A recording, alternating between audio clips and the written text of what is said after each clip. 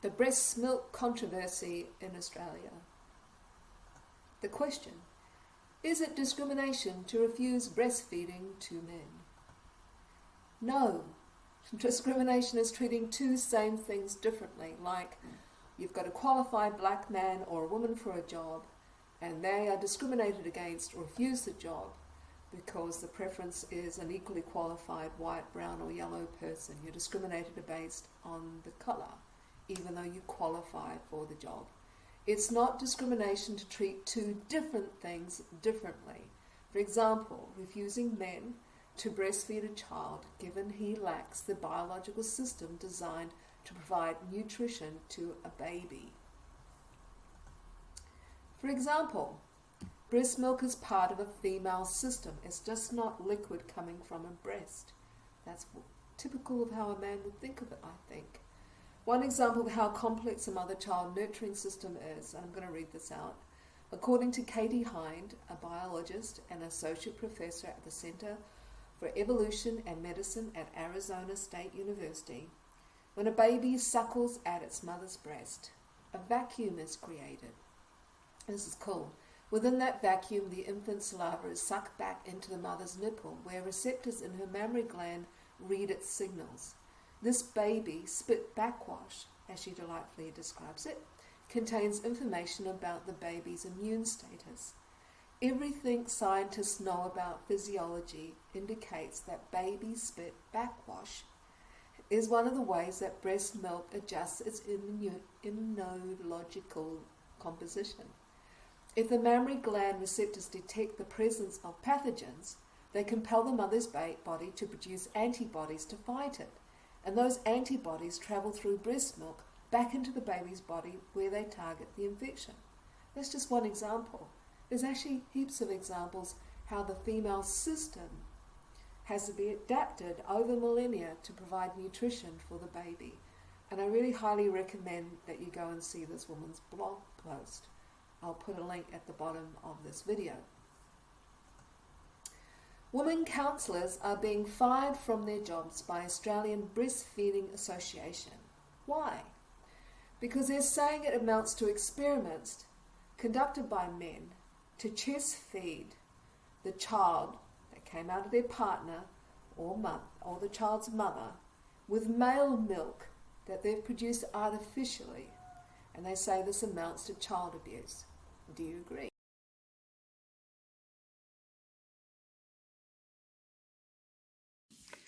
Now, radical gender theory and activism continues to infiltrate women's organisations. Even the Australian Breastfeeding Association isn't completely immune.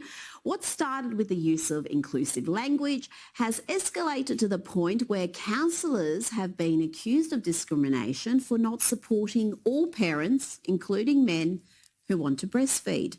Now, Jasmine Sussex is a mum, a feminist, and was a volunteer counsellor with the Australian Breastfeeding Association for 15 years before she was accused of what was tantamount to hate speech for saying that only women, only mothers breastfeed. Jasmine joins me now. Thank you for your time, Jasmine. You've spent years helping mothers with breastfeeding support.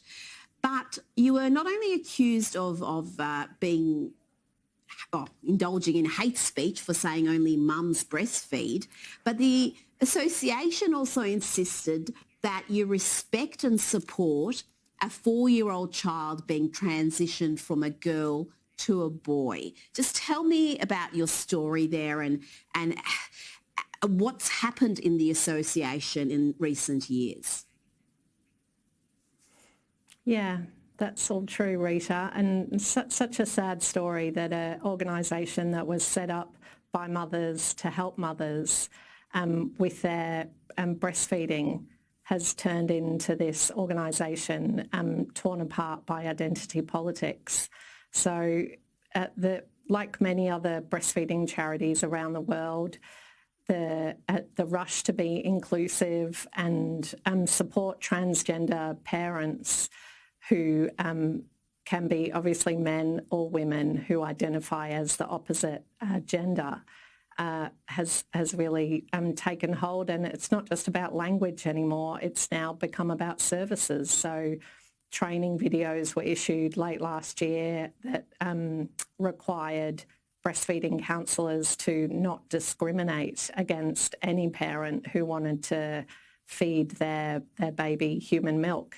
And it was made quite clear that that meant trans women, which, as we all understand, are biological men. So it was certainly a surprise to me that an organisation that used to be called Nursing Mothers would adopt this identity politics. And myself and 6 other counsellors have been disciplined, and 5 of us have been sacked, or we've had our ability to counsel through the Breastfeeding Association removed from us as a result of all of this. So did you feel like you were under pressure to step down from your role after 15 years because of these requirements? No. So I was, they call it resigned, but in fact, I didn't resign. I was sent a letter. I was sacked, told that I could no longer counsel with the Breastfeeding Association because I'd raised my concerns about the association's adventures into gender identity politics, which I think are entirely inappropriate for a women's health organisation. You know, being a mother is a biological fact. It's not a gender identity, and it's not appropriate for a nationally funded women's health organisation to invite biological men in to identify as breastfeeding mothers. And it never was. Now, I think the Australian Breastfeeding Association should apologise. Well, they've said through a spokesperson previously that, and I quote, "We will not be erasing sexed language such as mother or mum or mothering from our vocabulary, and we have no plans to adopt the use of the language such as chest feeding rather than breastfeeding more generally within the association." So they've said that. But Jasmine, are they encouraging biological men and their fantasies about lactating and breastfeeding? And is there any science behind this? I mean, can men breastfeed? Yeah, so the conversation last year was about language, Rita, but the Breastfeeding Association did hear from the community that the community expected them to continue to talk about mothers, because obviously 99.9% of the people who use the Breastfeeding Association services are mothers and they're women. But then what happened was it became about services. So the Breastfeeding Association put out some guidance for transgender parents, and that was where it became clear that by including all breastfeeding parents, that they were also including men. So one of the reasons that was given in my dismissal letter was that I raised with the Breastfeeding Association that there was a transgender woman boasting about feeding, I say his because I think it's important to tell the truth when we're protecting babies and mothers, his child colostrum. So, and I don't think that that's safe for that child or for that child's actual mother who has a right to breastfeed her child if she wants to. So it's definitely providing services to men. So that in that instance, I just want to make it clear, there was a biological male who identifies as a woman, so identifies as a trans woman, who was feeding their child colostrum from their breast. And, I mean, do we have any medical advice on that? Is that safe for an infant to be consuming that? And I just find that incredible.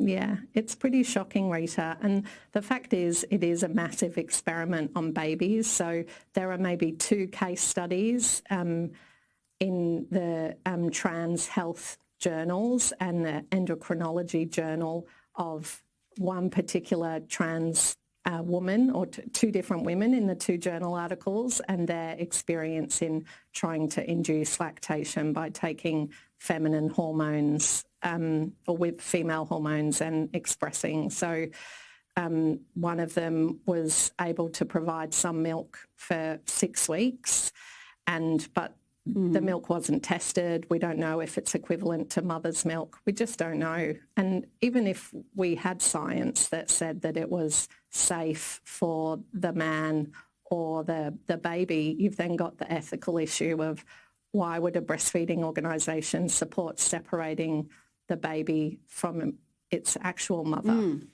pushing her out of the way so that this identifying mother can get in on the breastfeeding. This entire discussion Rita, it really and debate does. is mind-boggling. It's mind-boggling. I think the overwhelming majority of people, whatever their political persuasion, watching this would be shaking their head going, what in God's name is happening here? Jasmine Sussex, thank you so much for sharing your story with us tonight.